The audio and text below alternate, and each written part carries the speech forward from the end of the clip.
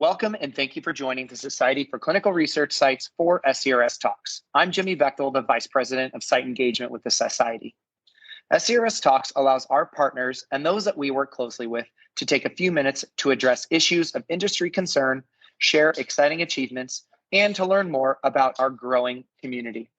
Today, we have Michele Cameron, the Director of Clinical Research with Clearwater Cardiovascular Consultants, and Lindsey Morales, the Associate Director of Clinical Site Partnerships with Gilead Sciences, here to share a little bit more about recent learnings that we have brought to the site community from a survey that the SCRS Membership Committee conducted related to challenges in workforce. Michele, Lindsey, it's great to have you with us. Really excited to have another conversation about the ever-evolving changes with clinical research site workforce. Michele, if you wouldn't mind, start us off with a little bit of an introduction about yourself and maybe your organization, and then Lindsey, we'll get one from you as well. Thanks, Jimmy. Thanks for asking me to be a part of this conversation. So Clearwater Cardiovascular Consultants is a practice embedded site. We have 21 cardiologists/investigators, and we do approximately 30 drug/device studies at any given time. And of course, some are enrolling, some are in follow-up, and so forth. And we do this in 2 hospitals and 3 clinics. We have a full-time staff of 8 coordinators, support staff, 3 research assistants, and then administrative staff, including a regulatory coordinator and an operations coordinator. So I wanted to give you our makeup because every site is structured a little bit differently. And we have been conducting clinical research for over 35 years, and I have been the director here for 18 years. So this is a topic that's near and dear to my heart.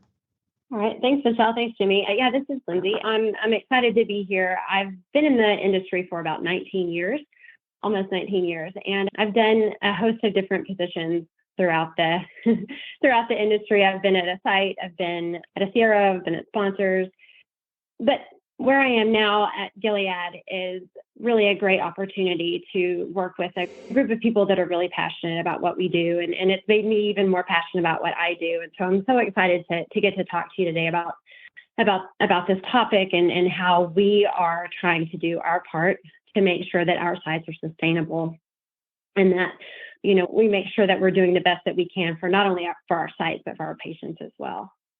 Wonderful. Well, again, thank you both for being here and lending your expertise to this conversation. And as I had mentioned in the introduction, the SCRS Membership Committee and its member advisory board helped conduct a survey to learn a little bit more about the workforce challenges that sites are facing and helping us determine how we can help sites better in this space. One of the things we learned from this survey is that sites are experiencing a significant increase in turnover rates of that patient-facing staff. So, Michele, I'll start with you from the site perspective. Maybe you can share what you observe as some of the contributing factors behind this trend and how those factors then affect the overall research industry. Yeah, so I'll speak from my own experience. So in 2022, I personally here at the site experienced a 50% staff turnover rate, which meant that about 7 of the staff that we had, and we do tend to retain folks at least, a minimum of 3 years. So we had this huge outflux of staff, and 2 of the 7 were recruited by CROs. 2 of the folks were relocations. Husband was relocating, they had to go. 1 retired, 1 returned to a cath lab setting, and 1 just changed professions altogether. And I wanted to share that mix because I think sometimes we think that as sites that a lot of this is in one direction or another. And I experienced this through all of those different things. So, having to support the studies with this type of turnover was extremely difficult, as you can imagine. So, a couple of the things that we had to do immediately were to literally pull back and say, all right, we've got to stop enrolling right now and assess our patients in follow-up make sure that we have those patients covered before we open up any type of enrollment anymore. And of course, that's not what sponsors and CROs want to hear, but that is a safety issue that at the site level we have to address. And then I had to really look at, okay, what is my staff mix? Who do I really need on site here? Is there a way that I could potentially keep those two CRCs who relocated? One had 8 years experience here at the site, one had 5 years experience at the site, and maybe make them more of a remote type CRC. And that's what I did. I really looked into that. We were able to make that happen, and they were able to take on not only assisting with, non-clinical type, just being mentors to all this new staff that is now hired, and also mentor the staff that was now existing and helping them and doing anything they could that they didn't have to be on site for. So there were a lot of other things we implemented, but I would say those were a couple of things that we really focused on just to get the ship righted and keep the patients safe, which is always the primary issue here at the site level. Thanks, Michele. And what I heard from that was that you had identified a variety of different reasons why staff was leaving. And we hear those reasons continuously brought up from our site partners, right? It isn't just, I think the important thing there isn't just one reason why staff is leaving. Coming out of the pandemic, COVID affected the sites in pretty drastic ways, and that caused a shifting in a lot of different ways. But what I also heard that I think is very important for our sites to hear is that there was some nimbleness that was employed by your organization and thinking of new ways of doing things and how you can enable your site to approach staffing and workforce business model in a different way, which is great. Lindsey, did you have any perspective to add to that from maybe from the industry side of things and what you have heard and observed and how that affects ultimately then maybe the work that Gilead is trying to do with the research sites? Absolutely. I've heard it quite a bit, and I'll never forget a couple of years ago, we started kind of hearing this rumble about resourcing and staffing and issues with staff leaving sites. And I remember thinking, we might have a real problem here. And coming back and talking to my senior management and talking to some of our study teams and just saying, look, we need to be very aware that this is going on. We need to know what our sites are facing, because what ultimately will happen is they're going to start having to pick and choose which studies that they can take on. They can't take them all because they don't have the staff, or our protocols maybe are a little bit more difficult than they used to be. So it was something that I specifically remember hearing about it and thinking we need to get in front of this because it's happening, and what can we do to try to stay ahead of it. And from the sponsor and CRO side, I think what we've done is just ask that our sites be really honest with us. If you tell us that you don't have the resources or you can't do a study at this moment, it doesn't mean that we won't come to you again with a study or come back to you with a study. We do it all the time. But if you're upfront with us and you tell us ahead of time, that's exactly what we want. We want that transparency, because then, there's that trust that we're building that, hey, we can't do it right now, hope to do it in the future. And we understand that we have the same issues on our end. Sometimes we don't have enough staff to cover studies, or some of us are covering 2 to 3 positions. So my advice to sites is to don't ever be afraid to say it. Don't ever, try to say, oh yeah, sure, I can do it, but you really can't because you're short on resources or things like that. Please always be honest, and let's see if we can kind of jump in this together and find a way to fix this problem, find a solution, and not just try to slap a Band-Aid on it. That's a great point, Lindsey. One of the things we talk about all the time is that transparency and communication, and how important it is that goes both ways, right? The sites talk all the time about how they want transparency and they want revelations from the sponsor side to hear what's going on with the sponsors, what the sponsors are doing, what the sponsors are thinking about them. But also then that has to be a two-way street. The sponsors need to be able to provide honest and accurate information back to those sponsors as well. So thank you for sharing that. I do want to talk a little bit about some of the ways in which we're taking this as an opportunity for our industry, because we know that diversity, equity, and inclusion are really critical to what we are doing as research sites. And I'd like to start with you on with this question, Lindsey. When we bring new staff into our organizations and we bring new staff in at the site level, we feel that it's very important to recruit and train people with diverse backgrounds and diverse experiences. So how are you And how are you maybe actually doing, but what are you maybe also observing the industry doing together to increase the number of on-ramps into clinical research for people with diverse backgrounds and experiences?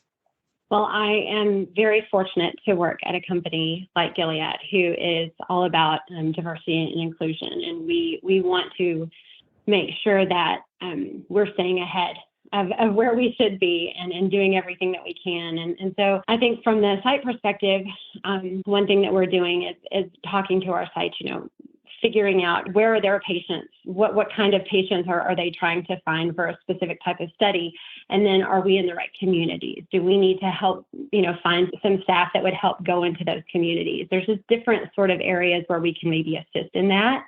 We have different vendors that kind of can help us identify patients for certain diseases and things like that. But we're very aware of it, and we want to make sure that, like I said, we're staying ahead of it, not to sound like a broken record there, but it's absolutely true. And it's one thing that I love about working here. And so when we talk about diverse backgrounds for staff, I think everyone is making sure that we're including, and again, with our company, we want to make sure that we're hearing all voices. And I can't tell you how many people from different backgrounds that we hear about every single week. We're on, discussions and phone calls and town halls, and I love that. So I think we're moving in the right direction for sure on the sponsor and CRO side.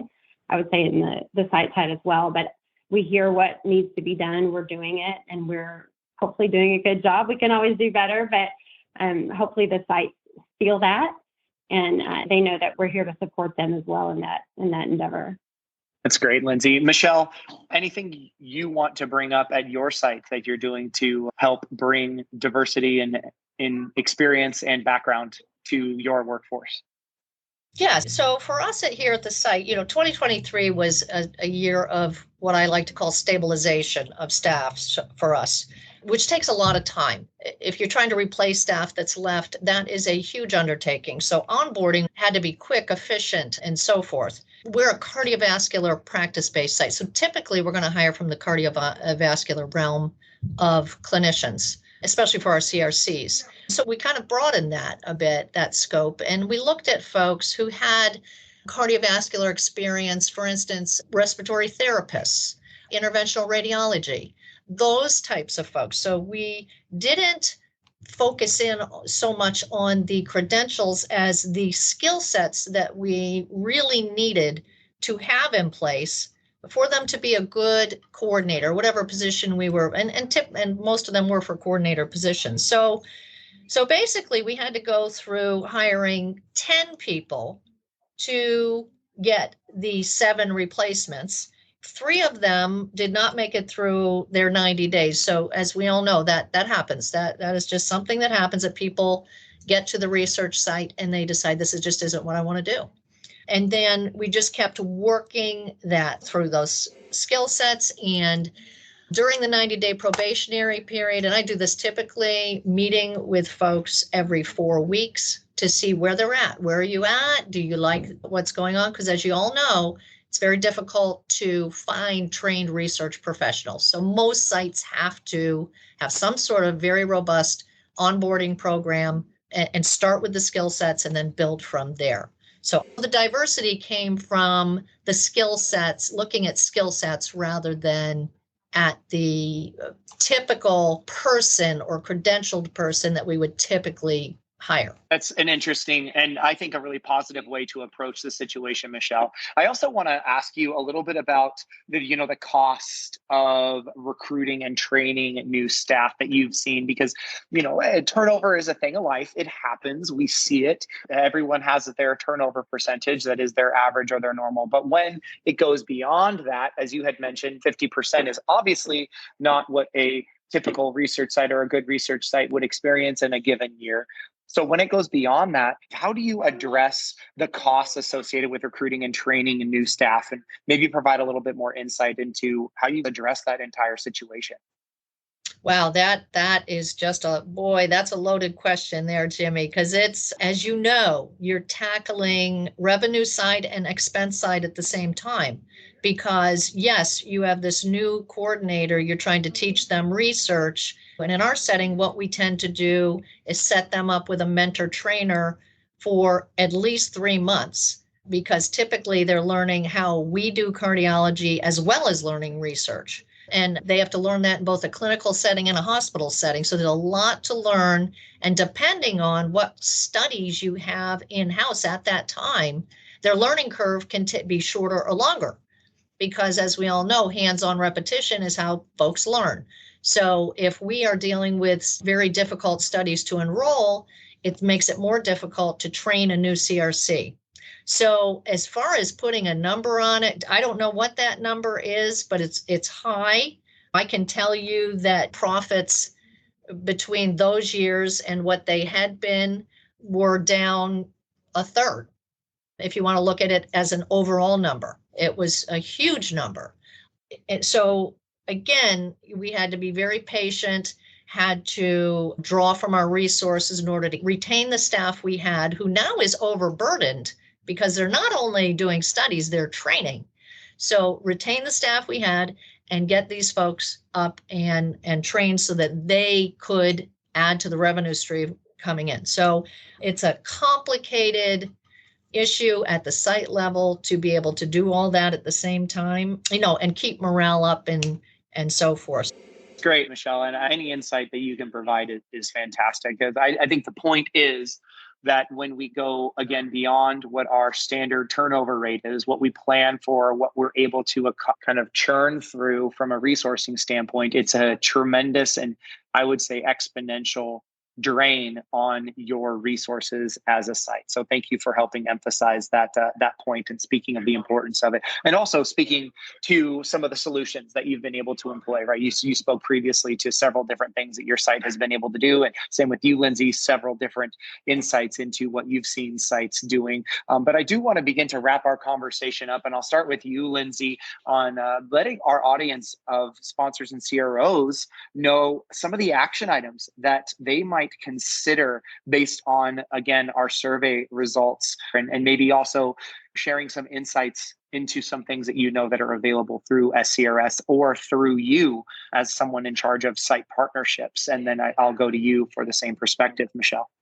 Sure. I was just in an investigator meeting not long ago, and we were talking about when you are staffing a study, how much goes into it and how much time and energy, and how some of our protocols have become a little bit more difficult, and how we're asking so much of our study coordinators, which is near and dear to my heart, because I know that we're asking a lot of them and more so than we have in the past. So I think on our end, when we talk about retaining staff, I think we have to be aware of that fatigue and that burnout that maybe some of our staff at sites are experiencing. And so from the sponsor and CRO side, we have to be aware of that when we're writing protocols and we're talking about expectations and how many different portals we need them to sign into and things like that for all of our studies.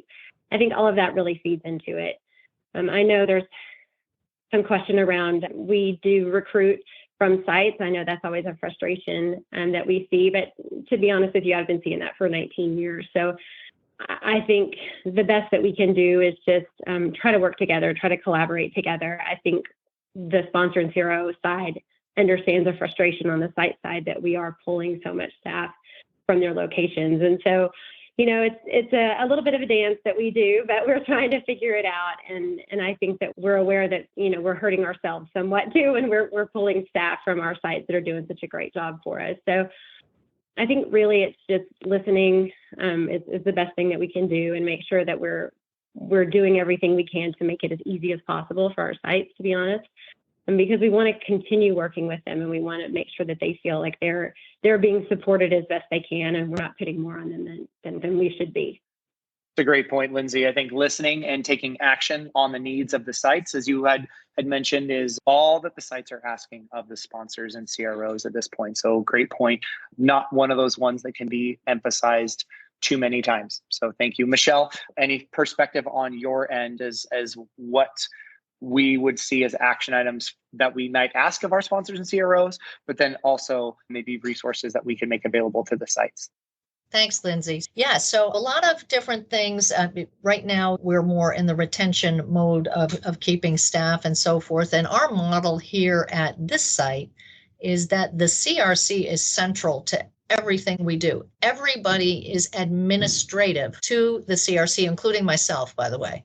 So by doing that, we really focus on what the CRC's job is and what they need to do to get their job done. So we've hired a lot more support staff to do things like faxing, labs, data entry, those kinds of things, because we really want our CRCs to be those patient-facing people. They're the ones that need to be talking with the patients, assessing them, those skills that they're very, very good at. So we really had to take a good hard look at that. And by providing them with more flexible schedules, competitive benefits, all those things, it has really helped, I think, and just having an open dialogue altogether. The stay interviews, we've always had performance bonuses built into what we do. And here at this site, we do it as a team versus individuals. And I know people do it in different ways. So these are some of the things that we have done internally to help retain staff and again, readjusting the workloads as well. And the workloads, when I say workloads, based on the number of visits people are doing and how difficult those visits are. Some visits take, as you know, can take 2 hours. Some visits can take 15 minutes. So just being very acutely aware of the workloads that are on individuals and making sure they are spread out more equally. So to get it done as a team. And I think that, I think that the conversation is out there between the CROs and the sites on, we can't be competing for staff, that we've really got to find new ways to educate newcomers into the field. And I've seen folks working on that, and I think that's wonderful. But yeah, if we can, again, keep the on-site recruiting, if you will, when monitors are on-site and they're recruiting, that kind of thing, which I know has always happened in the past, but keep that to really a minimum so that folks are going through other channels. If they're looking for other work, then go to a recruiter or go to a website and find that way. But the actual on-site recruiting, that part should be addressed and not be happening, because it just undermines the fabric of the trust between the CRO sponsor and the site. I couldn't agree more, Michele. I think it's a great point for us to conclude our conversation on today. Michele, Lindsey, thank you both for being here with us today and sharing your perspectives and reflecting back on some of the data that we gathered out of that survey. I think it's extremely valuable for us to continue to have these kinds of conversations. As we know, this isn't going to be a problem that is solved overnight and really does take the entire industry coming together and realizing everyone's perspective to be able to work towards a solution on. So Michele, Lindsey, again, thank you for being with us today. Thanks, Jimmy. And thanks to SCRS for providing all those tools for the site. The Workforce Task Force Toolkit, wonderful, wonderful. Lots of ideas in there. Thanks for the plug, Michele. Yeah, and thank you for including the sponsor and CRO side. We appreciate being part of the conversation, and we appreciate so much what SCRS does. So we're happy to be here and continue working with SCRS. Well, again, thank you both. And for everyone listening, make sure that you register for upcoming summits where we will have more conversations around topics like workforce and many others being held throughout the year by visiting the summit page on our website, myscrs.org. While you're on our website, be sure to check out other SCRS publications and tools like the Workforce Task Force Toolkit built for the community in the publications and member resources section of our website. We appreciate everyone's listening and participation to today's program and look forward to having you join us for more great content coming out soon. Thanks again for listening.